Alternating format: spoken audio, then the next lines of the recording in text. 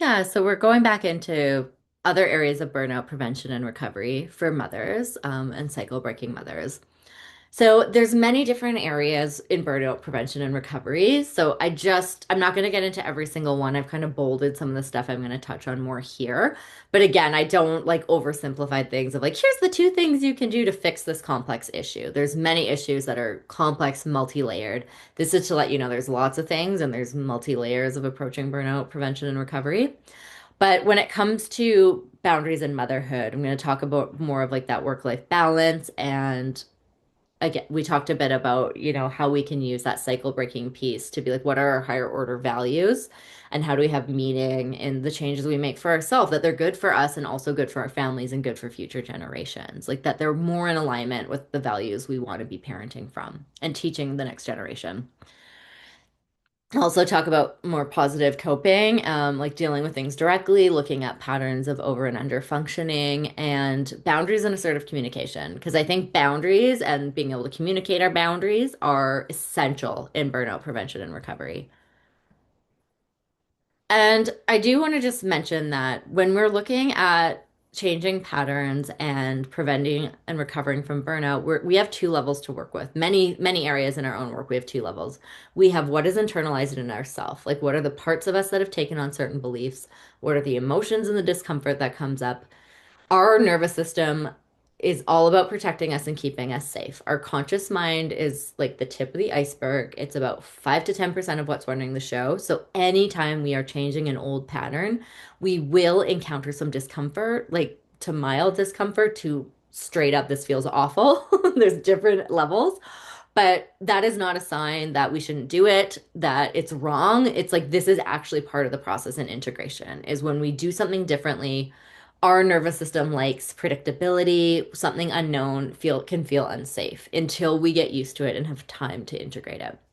So there's our own internal work and then there's also the external work. So there's the having the hard conversations, speaking up, like being aware of our boundaries and then communicating those to others, holding them, and not going into the same communication patterns. So we're doing both sides and we're kind of weaving in between them as we do this work. And if we get really stuck, if the emotions are too big, it's like lean more into the emotional and internal work. And but if we're just in the internal and we're not doing it, we're avoiding the other stuff, like we know what we need to do. Sometimes there's a piece of like we need to lean more into the communication and like changing some of these patterns in ways that feel okay for us, like little bit by little bit. This is not an overnight like complete overhaul. It takes time. And we want to give other people time too, because like if we try to do too much at once in all of our relationships, like that can be really unpleasant for everyone. One of the areas for women and mothers is also like working within our own capacity. So I think one of the things that comes up a lot, I know I've had to work a lot with this in my own life, and for many of the women I work with, is really trying to come back to a place of more peace with living in this gap between our ambition, our goals, and our energy level and capacity, especially for a lot of really high achieving, high functioning, these cycle breaking women who have lived with these higher order values and ideals. There's often always more we could be doing. There's different areas of like, oh, I could work on this here. I could be better at parenting. I could read this book. I want to work out and eat better. It's like, but we only have so many hours in the day. So we really need to prioritize what is either the lowest hanging fruit and like can make the most difference and get change going, or like this is the thing I really want to focus on right now. And so I find a lot of like traditional kind of productivity hacks for like achieving goals are often like really based more for like men and men who are not sharing the domestic labor or do not have children. And so I find a lot of times like those productivity hacks of like, look at what you want to do and what's the time you want to do and how do you make it happen and just override willpower. Like that can be a recipe for burnout because I find for women, especially for mothers, we often need to slow down and really look at, okay, what is actually already on my plate? Where might I make a little bit of room and where do I actually just not have other room? Like I've got my daughter certain times. She's in school here. I've got windows to work here. I'm also gonna have a certain amount of like sick days in the year. There, I have. professional goals and ambitions, but it's like those are taking me way longer to actually like slowly chip away at and execute. Whereas like before children, and before the level of responsibility I have now, I could probably get it done in like 6 months to a year. That'll take me like 2 to 3 years to do now. And so that used to be really frustrating, and there's times that it still is. But I think when we can slow down and make peace with that and really just seeing life as this ongoing journey. I like to use the metaphor of like a long distance road trip. Many of us have gone through school, gone through different things where like there's this push through of like, I need to just get here and then I can relax. But in adulthood, we can realize like we're always going, if we're always just going through the next thing, like we're not enjoying the journey at all. And it's still about having goals and ambitions, like the long distance road trip. Like we want to stop and see different things. We want to make it to different markers. Like we want to explore the country. But we could get in that car and we could drive for like 14 hours straight and like every day bang it out. Be like, we get one snack stop, you pee in a jar, like you keep going. And that's going to be a horrible trip. Versus if we're like, okay, we're going to drive, but we're going to break it up. We're going to rest. We're going to stay here a couple of days. Like we're going to have a picnic. We're going to go for a hike. It's like we might not hit as many places, but like what trip would you rather go on? And I think in life, it is this journey of like there's some periods that are a lot more intense and we've got more on our plate and like it's like what do we need to get through this and like be okay and but where can we like let some things go because it's like the journey is actually more important than adding more things to get to or more things. It's like do we actually have to do this? Like some things are required. There's intense periods of life. And there's other things we might create for ourselves where it may be like, okay, we have some time, but let's like go back to school or like renovate the house. And it's like, this doesn't actually need to happen right now.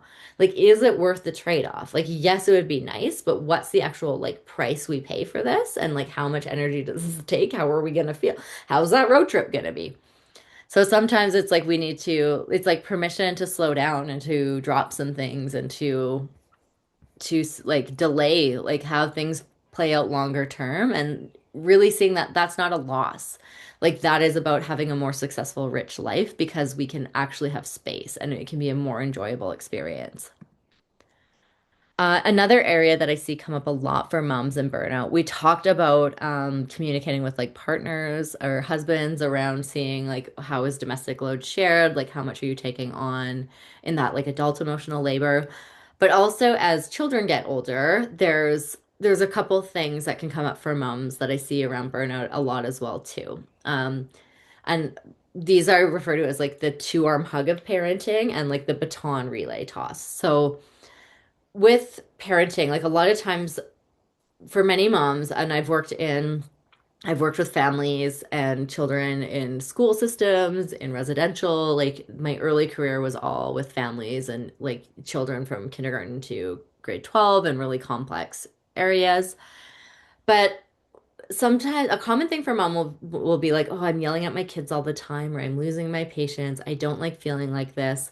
And a really common cycle there is like sometimes, especially for cycle breaking parents, it's like we want to be very loving, validating of their feelings, like very supportive, helping them learn about emotions. But parenting is a two-arm hug. Like we have the love, the unconditional acceptance, the meeting them where they're at, like the nurturing, and then we have the limit arm. And as they get older, as they get more capacity and like have more ability, like sometimes we need to lean more into the limits. And oftentimes for moms who end up yelling, like usually what's happening is they've been very like gentle and been like, oh, when you do that, mommy feels this way, or how are you feeling? I need you to put that away. I've asked you again. I need you one more time. And then it's like, put that away. And then it's like cycles back to feeling guilty, feeling horrible, being hard on themselves. But it's like, actually, this is part of a predictable cycle. And there is, for many kids, it's like sometimes there is the dad voice of like, stop. And then they're like, stop. So there can be this thing of like, where is it time for nurturing and love? And this is always an ongoing dance. Like I'll talk about in the baton relay is there's a time for nurturing and love and explaining, and there's a time for like, this is a limit now. And it's not about losing your crap on them or yelling or losing it, but it's recognizing for yourself of like, when am I starting to get there? How many warnings is fair? I'd usually say not more than three because like then it just teaches like it's an intermittent reinforcement of like you can just keep pushing this and you don't know where the line is. And so the line can be it's not about losing your stuff, but it's often more of a controlled choice of like, okay, if you don't do this by this time or this comes here, it's like you lose a preferred activity or there's something you need to earn back. And it's your choice. Like I'm not forcing you, but I will follow through on that. Like I told you to put your phone away this many times, you haven't done it. Or like, okay, I've given you a warning to turn off video games. If you yell at me or lose your mind, you don't get to pick video games tomorrow. You have to earn it back. And you have to show me that you can handle video games and turning off video games to maintain the privilege of playing video games. So, and sometimes like we have to develop that part of ourselves as a parent as well too, to be like it is a form of love. Like we see it in the natural world. Wolf moms will nurture their pups and lick them and gentle them and snuggle them in the den, and then as they get older they will run them and nip their heels and make them keep running, because if they are not hard on them, if they do not like get them into shape, those wolves will not survive adulthood. And so it's not about traumatizing our children, but sometimes there's a piece of like, this is uncomfortable and you don't want to do it. And it is still loving. And depending on our own history, like sometimes it's helpful to have extra support for that. Because if we had really punitive parents, if we have kind of our own level of trauma around that, like people can unconsciously like repeat what their families did, or they may swing too far the other way to be like, oh, I don't want to discipline at all because like my discipline was abuse. But discipline, controlled, regulated adult discipline is like really healthy for kids. And it's part of like they know where the fence is. And it's not abusive, but it can be super uncomfortable and it can bring up our own stuff. But it's part of our boundaries and it's part of like sometimes we're angry or resentful because like this isn't okay. Like we're getting taken advantage of. Kids, it's like developmentally appropriate. It's not about like getting mad at them or lecturing them around it. It's more about, okay, what do we need to do to just like not stop, like not let them get away with it. They're not at that age, it's like it's not a personality flaw. They're not a terrible person. They're testing limits. It's normal. And they're quite egotistical when they're young. And so, and the other piece around like the baton toss is really seeing parenting as this ongoing, like the baton relay toss of like one person needs to hand it over and one needs to take it. And this is constantly happening in parenting. There's things when they're really little, like we're doing everything for them, we're there. And then there's things where it's like, okay, they may not want to take the baton or we may not want to pass it over, but it's time. It's time to start experimenting with lower stakes of like, this needs to go like pass on. Um, so, because if we're like kind of like if we're doing everything for them, if we're like they're teens and they're not getting out of bed and we're on their homework and this, it's like, do we need to actually like let them fail a little bit? Do we need to talk to them about it and say like, I'll support you here. If this isn't happening, you're going to lose some privileges. Like if your grades drop, I guess we're going to have to pull back on this, or like I'm not driving you to see your friends. Like we still always provide love, we always provide essentials, but there's some things that you're like, this is a privilege and you actually like I can still be a very good parent and not provide this. So we do have a level of almost like control and reinforcement there to say like it's your choice, but like if I'm gonna have to fight you on all of this, like that doesn't feel good for me. Kids and teens often when they're part of that conversation, like whether it's family therapy or family meetings, like it usually goes a lot better when they're on board, and they can when they're not in it, they can usually be reasonable, but they need support to kind of connect the dots to be like, you don't like it when mom's losing her mind at you. No, in the morning I don't like it. It's really stressful. Okay, like what do you think needs to happen? And so when they can start connecting the dots of like, well, this is a cycle, it's a system. You're playing a role here by like not getting up and being late, like but then it can be like, what's a realistic expectation? What's a fair consequence if you like don't do that? What would be something you could like earn or like is a fair reward to do that? They can start making those connections. And again, every family value is different. So some families really don't want to do a reward system. Some kids do need it though, like many kids with ADD, or others who have a hard time internalizing it and may actually need that external reinforcement. So you don't have to, it doesn't have to be money or bribes, but it might be like preferred time on something or this. And it's a natural consequence thing. It's like if we're spending 20 minutes like fighting or arguing about you getting ready for bed, it's like we lost 20 to 30 minutes of stuff we could do for bedtime. So it's like you might lose your story or you might lose your time for this because you wasted it. So it can be very logically connected. And adults, we have positive reinforcement all the time. Like we have a paycheck, we have certain things we need to do. Yeah, so often just saying like sometimes it is that resentment is a signal that something's off, that our boundaries are being pushed crossed. Like sometimes that anger, resentment has important information for us, but it's like, how do we channel it in a healthy adult way? A bit about over and under functioning dynamics. So again, oftentimes when you have like burnt out moms, they're carrying more than their fair share of the overall load in the household, like whether that's with partners, with children, or just like across the board. Over functioning is a stress response. So we all tend to either overfunction or underfunction in times of stress. It is not a conscious choice. It's more of an old nervous system pattern. Overfunctioners really like tend to, we because I'm an also overfunctioner. I have to watch it, but we tend to take on excessive responsibility, control our tasks. So in times of crisis, we'll be like, okay, like what needs to happen? Here's the list. Like I'm doing this. You do that one. Wait a minute. I will take that back because I'm going to do it better, and you will not do a good enough job. And overfunctioning is really valued in our culture. I'm grateful for overfunctioning in many ways because it's like I don't freeze in a time of crisis. I will do what needs to get done. But there's a downside to it. There's a downside to both. Is that we can use overfunctioning as a way to avoid our own feelings, like to feel more in control, to not have to feel vulnerable emotions like anxiety, grief, uncertainty, fear.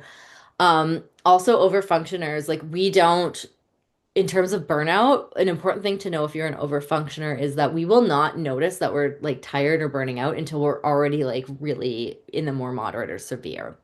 So we can push through a lot more, but by the time we notice we need a break, it's like we probably needed a break a long time ago. I compare it to being like if you had a car and your gas light didn't come on unless you had like 5 minutes of gas left. Like it would be the worst gas gauge because you'd be like, this thing's useless.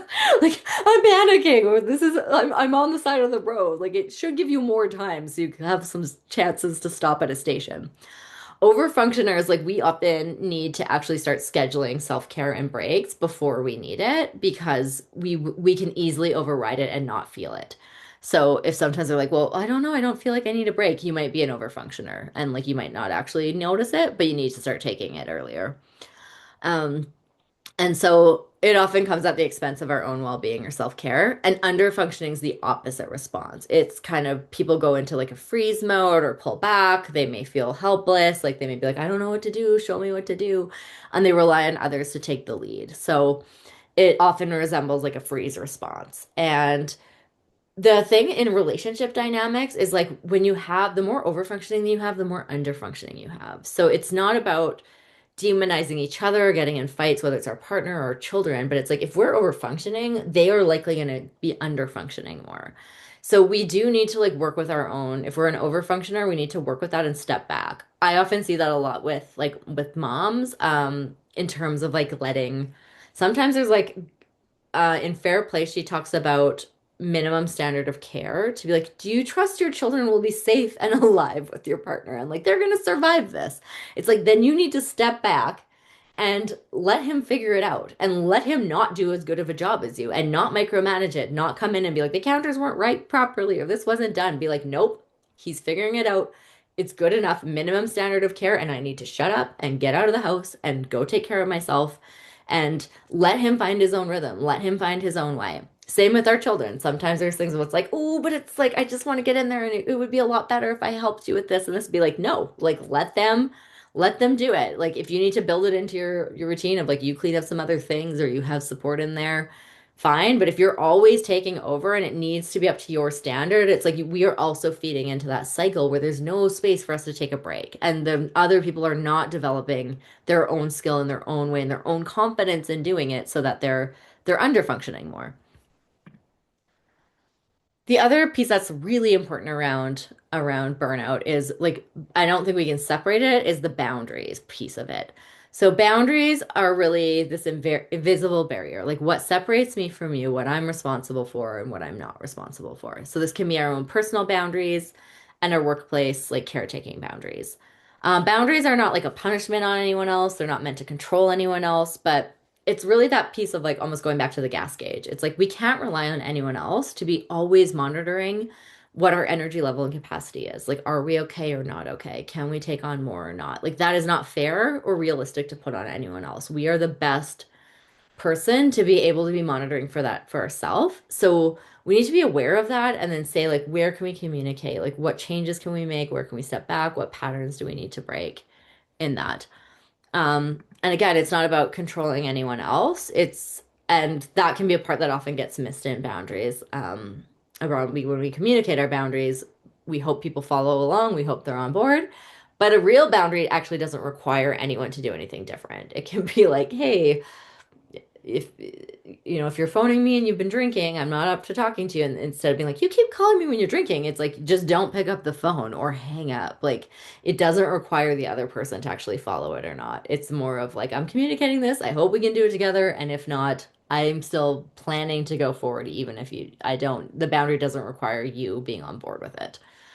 Um, Communicating boundaries is things like saying no with kindness and respect. And I'll talk about like assertive communication because like being assertive is often more challenging for women because of that.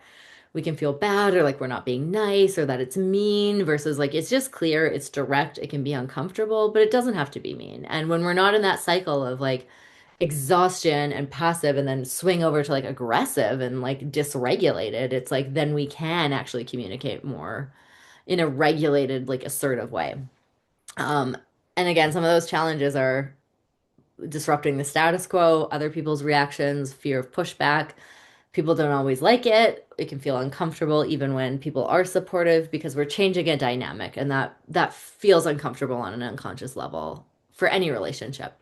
But we can get through that. We can figure out new ways. Like our boundaries are allowed to evolve. They're allowed to change. They change at different times in our life and depending on what's going on in our life and like what is on our plate already.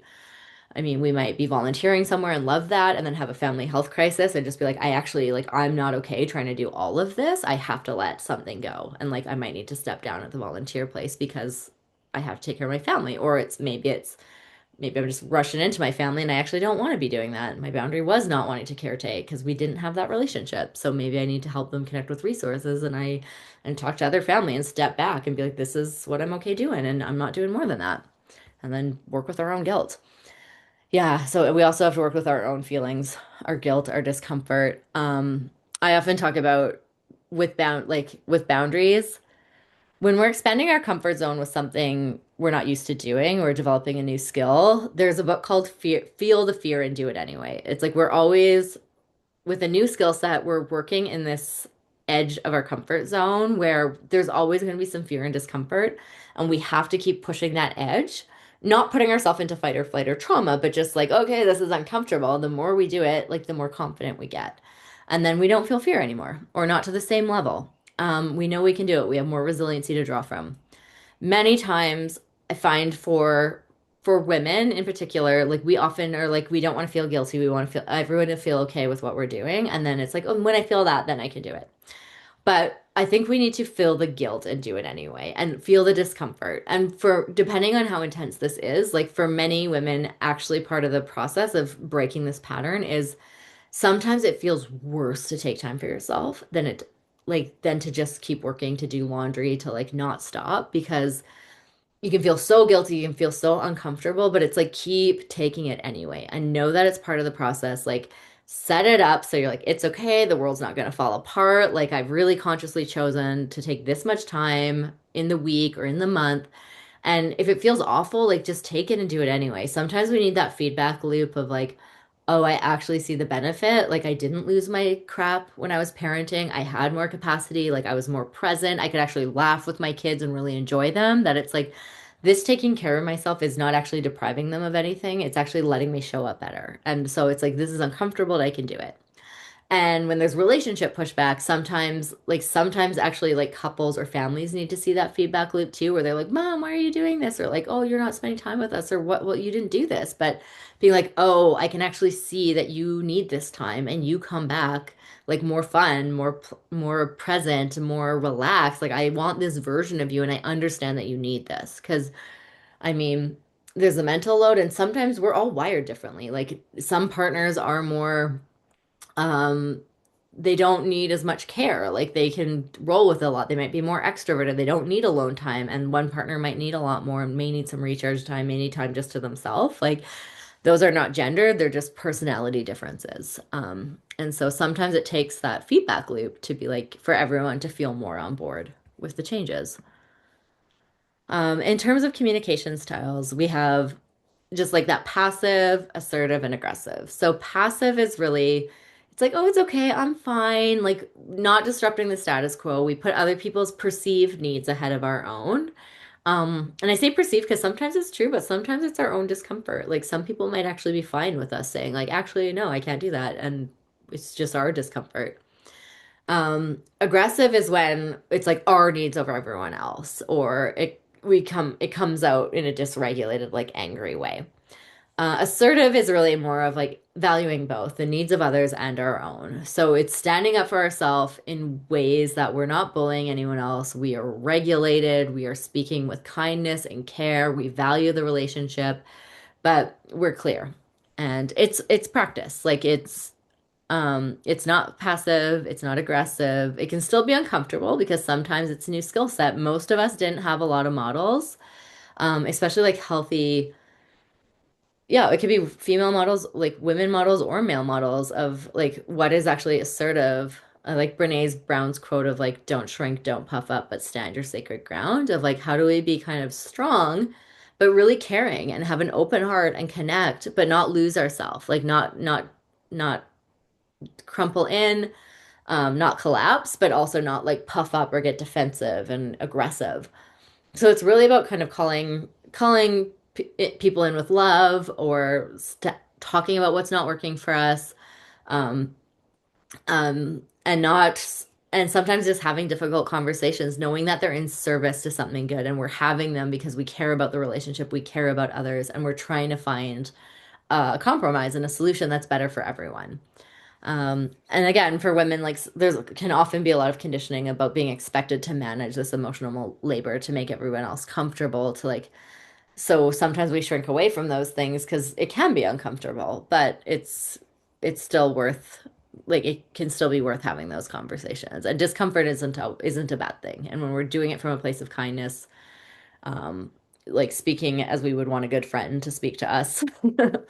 It's and I think it's just it can be such a gift of if we can change how we see it. Like if we have a good friend, what we would want for our own child. Like if we have a friend who's like, I really want to see you, I miss you, but they're like, I'm just overwhelmed, I'm not doing okay. Like I could have lunch in this like in 3 weeks. Like that would work great, but I'm not able to do anything else right now. It can be disappointing, but it's also a gift to know you have people in your life that you don't have to wonder. You don't have to wonder like, oh shoot, are they seeing me because they're guilted into it and they aren't doing okay and they're like taking all this on. So I'm worried about making plans with them of like, are they people pleasing or like overextending themselves? And I don't want them to do that. So when we can switch how we see it, it can help us like be like, oh, it's actually for the right people. It's a gift to them to they don't have to manage that within us. They can know that when we say yes, it's a full yes. Like we're taking care of our own boundaries. Assertive communication is a skill set, and so it is something that we don't have to know how to do it, but we can practice it, we can get better. Any new communication strategy is kind of like learning to drive a car for the first time or ride a bike, where it can feel a bit wobbly, it can feel kind of scripted and rehearsed and not authentic. But the more we do it and the more we practice, the more it becomes our own and becomes more natural. And so it's like then you can just drive or ride that bike without thinking about it anymore. But there is that awkward phase in the beginning.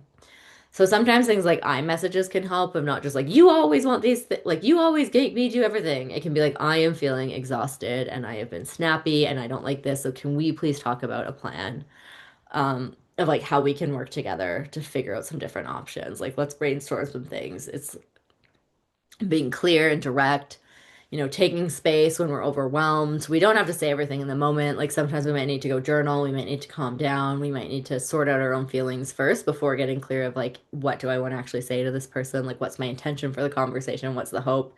What do I want them to know? And how do I kind of sandwich this so it's like, it's coming in calm, coming in with a good intention to say like I wanted to talk to you about something because I really value our friendship or I really value our relationship. I was nervous to talk about this, like, but then it might be say like, hey, I've noticed this, or I know I committed to this, or I'm feeling pressured here. I've got so much going on. I don't want to like, I value our friendship. I don't want to let you down, but I have to say no, and I really hope like that you can understand. I apologize. Can we do something else here? And see how it goes. And again, there's many people that will um, come with us and our boundaries will improve our relationships. There is always a risk, though, that like if people are not doing their own boundary work, depending on their level of emotional maturity, it's like sometimes we can end up noticing like where the capacity of the relationship is. So we may end up, there can be grief or loss or like a distancing or being like, we're not actually able to have these conversations. So I did want to just add that in because I see a lot of content around assertive communication, and it kind of sometimes it accidentally sets people up of like, if you have this, all of your relationships will get better. And that can be very true with certain relationships with people who have the capacity to go there. With others, sometimes it can just expose like they may not actually be okay with this, or they may not have the capacity. And that's still good information to know, but that's why we often want to go like slow and like one area at a time so that we're not overwhelming ourselves or having to do too much processing in an overwhelming way. So it can help to even like create scripts and like practice those, say them out loud. Again, that's part of like the driving test and like the practice run material. It feels cheesy, but the more we overlearn something and practice it, the more we can access it when we're starting to feel emotionally flooded. So we need that muscle memory and that practice. Um, and feeling that guilt and practicing communicating anyway, like anchoring it into the positives, like our own values, like the good that can come out of it and what we're modeling, not just what we're saying. So any new communication skill can feel really natural, like unnatural and rehearsed initially. So just keep like practice it. Practice with a friend, practice out loud, practice in the mirror. Like it can feel cheesy, but the more we practice it, the more like write out those scripts, but also like say it out loud. If you're replaying a conversation, be like, okay, what could I have said or done differently, and like practice saying it. And so, I think people can put a lot of pressure on themselves to be like, next time she said, like someone said, next time my mother-in-law says this, I'm going to say this to her. And sometimes in the moment, it's not the best time. Like we may need time to process. If we're more introverted, introverts usually don't process well in the moment. They need to be more prepared. Like work with your own nervous system style. Most relationship, there's kind of a tennis match back and forth over a long period of time where you might actually like take time, you might write them a letter you don't send and like rip that up and burn it because you do not edit your language. You just get the emotions out. If there's a lot piled up, like sometimes we need to just get a ton out first. But then we might take that once it's calmed down a bit more and say like, okay, do I actually want to like start a conversation when we're both regulated? It's not happening in the moment. Or like, do I want to send them an email and just give them a heads up about this or like write them a letter so that they have time to process it? They don't have to respond right away. And there is a doorway of like, if they don't want to respond, they don't have to. And so to summarize, just really wanting to say that cycle breaking and parenting requires a lot of emotional labor, time, and energy. It's really essential work and it's a priority, but women often hold a disproportionate amount of the load in it. Burnout rates have been rising overall since the pandemic and more so for women. So it's really important to recognize the signs of burnout and take steps to prevent and recover from burnout. Um, and to know that if we're having symptoms, then it doesn't mean it's a flaw with us. It's really knowing like if we're burning out, we need to treat the burnout. It's not a personality flaw. We don't need to just push through it. Like we have to take care of ourselves so we can be the best version of ourselves for others. Like self-care and others, they're not separate. It's like a self-feeding fountain where it's like we need to fill up so we can give up and fill up again. Or like the lungs, like when we inhale, the amount we inhale, it directly impacts the amount we're exhaling. So like that self-care is like how much can we give out? How much can we take in? We can better take care of others when we're taking in as well. When we take care of ourselves and start challenging the status quo or how things were, it's often uncomfortable at first. So we need to kind of expect that and work through it anyway. But it can be part of creating the world we want to see for the next generation. It can be part of that cycle breaking work for modeling that and also like changing it within ourselves. And boundaries allow us to be the best version of ourselves in our relationship. It's not just what we teach our children, but it's also what we model for them. And so I do have some self-report scales here. The burnout scales at the bottom can be very helpful to get a sense. Sometimes it can be helpful just to take a self-report burnout scale to see where you may be on there. Um, the other ones I had for like, are you more sensitive? Are you empathic? Again, you can take on more if you are. It's not as relevant to this presentation. And if you're just curious about like what your dominant intuitive ability is, Because if you are more empathic of like if you actually really feel more of the feelings and sensations of other people, you can also be more at risk of burnout. But that's beyond what we're covering here. I but I just wanted to touch on that to say like sometimes it helps to actually work on that energetic dynamic and the intuitive ability because empathic people just like really feel the emotions of others. So we can end up really taking on a lot more just from that early childhood having that ability as a child, we often are unconsciously taking on other people's energy and learning how to separate that and learning how to better protect our energy can really also be a part of like the overall holistic kind of treatment and recovery plan. So yeah, if anyone wants to go deeper, depending on the timing of when you're watching this, I have a couple events coming up in partnership with other women in the community. So we're going to dive deeper into these topics for women with the pattern and the return women's gathering. There's 2 evenings. You can come to one or both. There are pay where you position yourself spaces available. And all of them may be eligible for reimbursement under extended health benefits. And they also have an evening session that's in person and virtual. It's a hybrid, so you can do either one.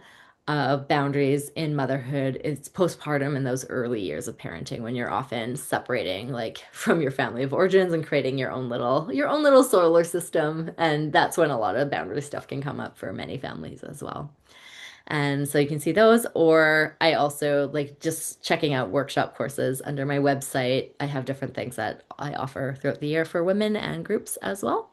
And I have a survey link there too if there's other things you want to see. So I also have like a private group for women who want to go deeper into more of a like this of a spiritual like divine feminine archetypes, this like past wounding, the archetypal wounding, as well as like authentic in a much more embodied, like spiritually paced way. So this is a group for women who've done a level of like personal development work already. This one is not listed publicly. You would just have to connect with me privately. We'd have a complimentary conversation to see if it's a fit. Um, so you can find me on social media, or also my website is katieturnerpsychology.com. And my email is info@katieturner.ca.